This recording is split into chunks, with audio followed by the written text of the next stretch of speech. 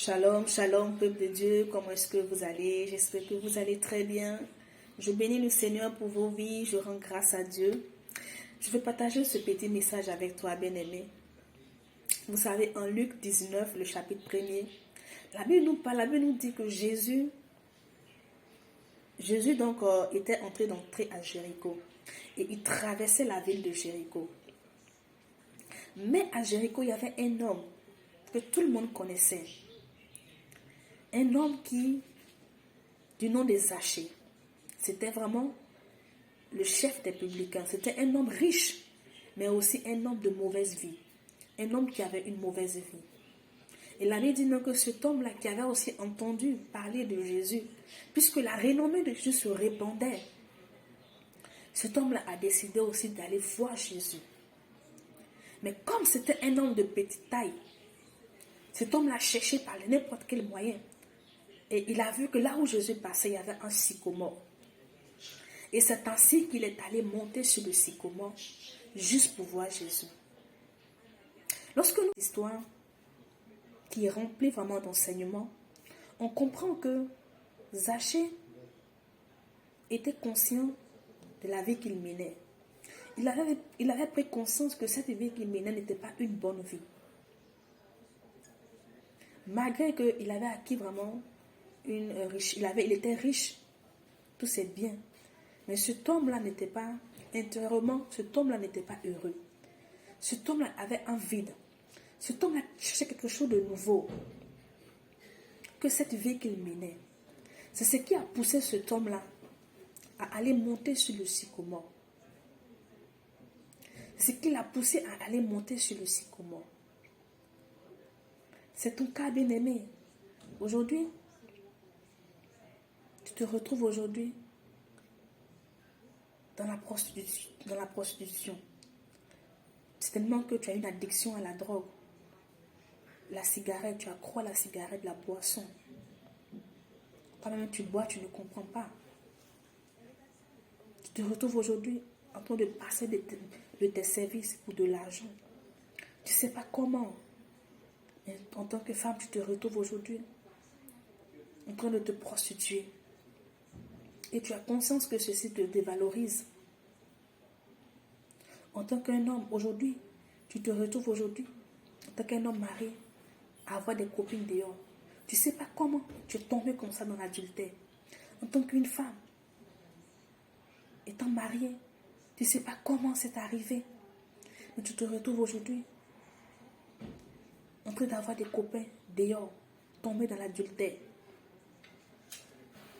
Et quand tu es là, tu as pris conscience que vraiment, la vie que tu mènes n'est pas une bonne vie. Comme Zachée, tu as pris conscience que cette vie-là que tu mènes n'est pas du tout une bonne vie. Et parce que tu as pris conscience, tu as décidé vraiment de changer. Tu as décidé de ne plus vraiment mener cette vie-là. Mais tu te retrouves toujours en train de faire les mêmes pratiques. Tu te retrouves toujours en train de te droguer. Tu te retrouves toujours en train de te prostituer. Tu te retrouves toujours en train de mener cette mauvaise vie-là. Vous savez, c'est tellement que Zachée, puisque c'était un collecteur d'impôts, il y a des moments où il ne voulait pas prendre plus. Mais c'était plus fort que lui. Il se retrouvait toujours en train de prendre plus que ce qu'il devait prendre. Il se retrouvait toujours dans les fausses choses. Vous savez, en Romains 7, le verset 19, l'apôtre Paul dit, et c'est le cas de beaucoup aujourd'hui, c'est le cas de beaucoup de frères aujourd'hui. Il dit, car le bien que je veux, je ne le pratique pas. Mais le mal que je ne veux pas, je le fais.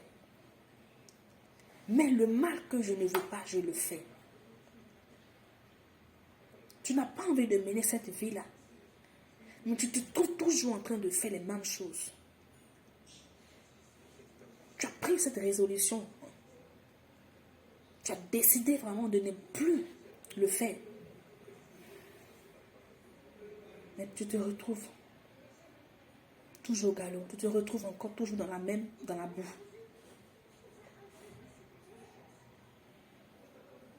C'est pour cela, écoute bien ce que je vais te dire, bien-aimé.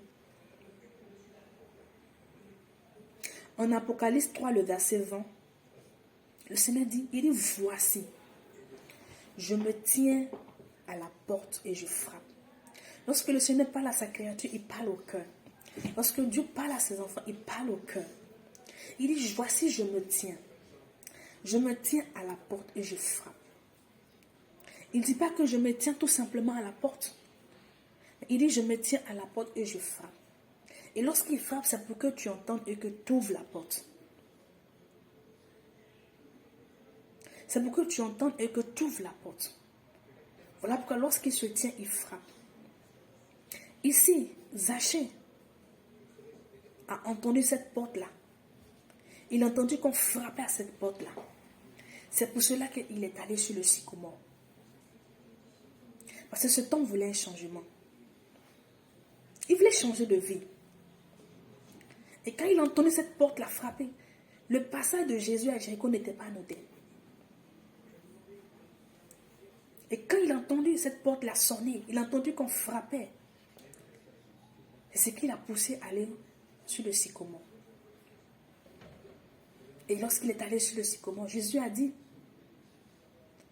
descends Zachée. Là, qu'il y avait la foule. Il a dit, descends. Aujourd'hui, je serai chez toi. Je continue. Il dit, si quelqu'un entend ma voix et m'ouvre la porte.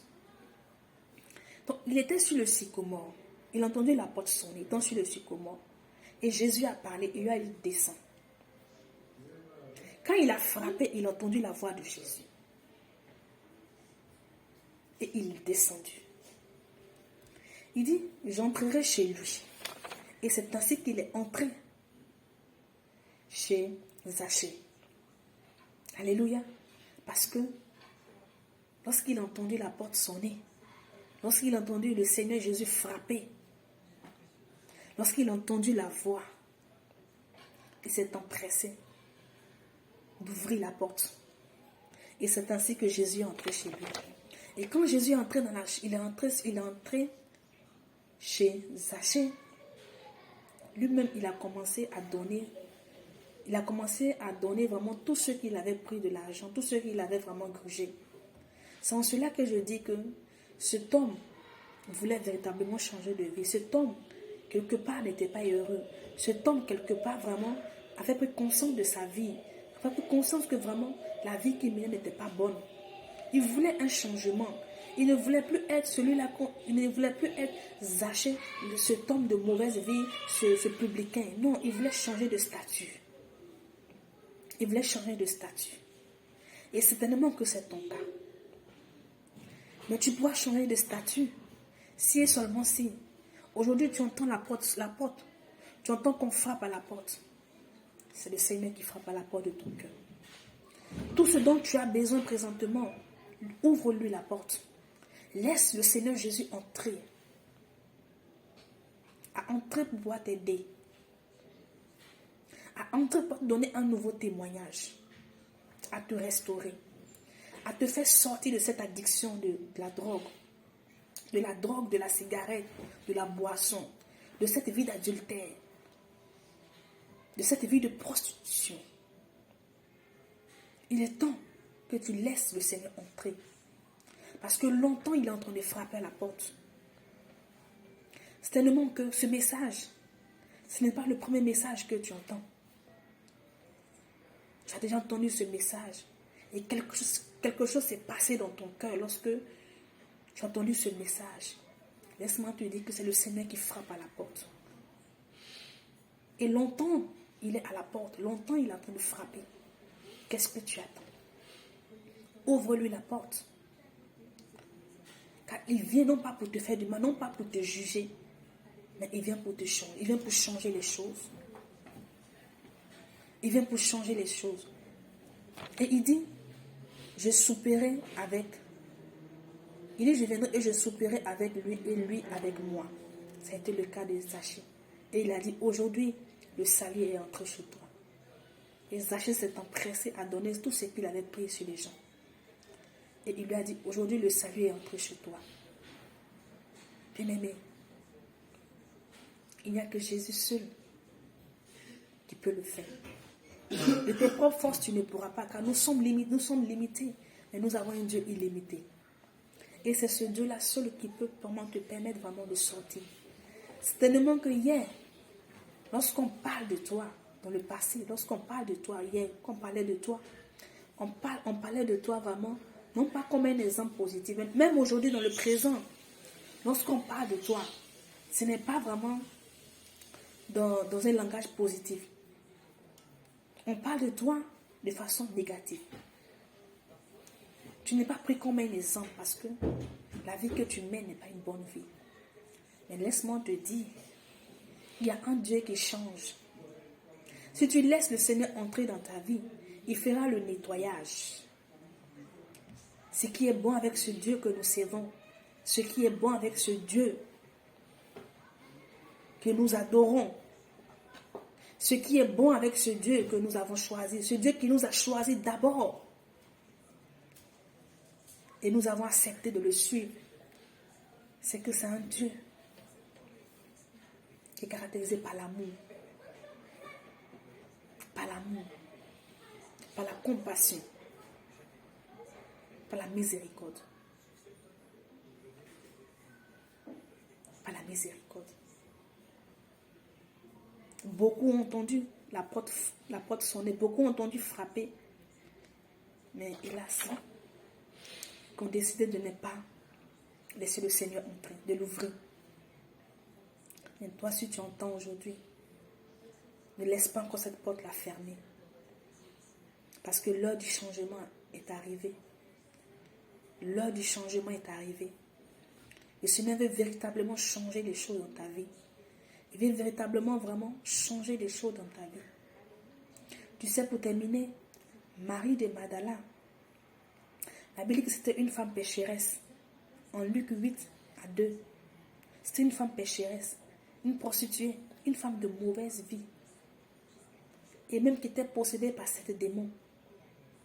Mais tu sais, cette femme-là, lorsqu'elle a laissé le Seigneur entrer dans sa vie, bien-aimée, aujourd'hui, elle est prise comme un exemple. Parce que son statut a changé. Son témoignage a changé. Il a fait d'elle une messagère pour l'évangile. Et c'est ce qu'il veut faire avec toi. Et ce que le Seigneur veut faire avec toi. Il veut le faire avec toi, bien-aimé. Il veut le faire avec toi. Ne te pose pas des questions. Ne cherche pas par comment est-ce que ça se fera.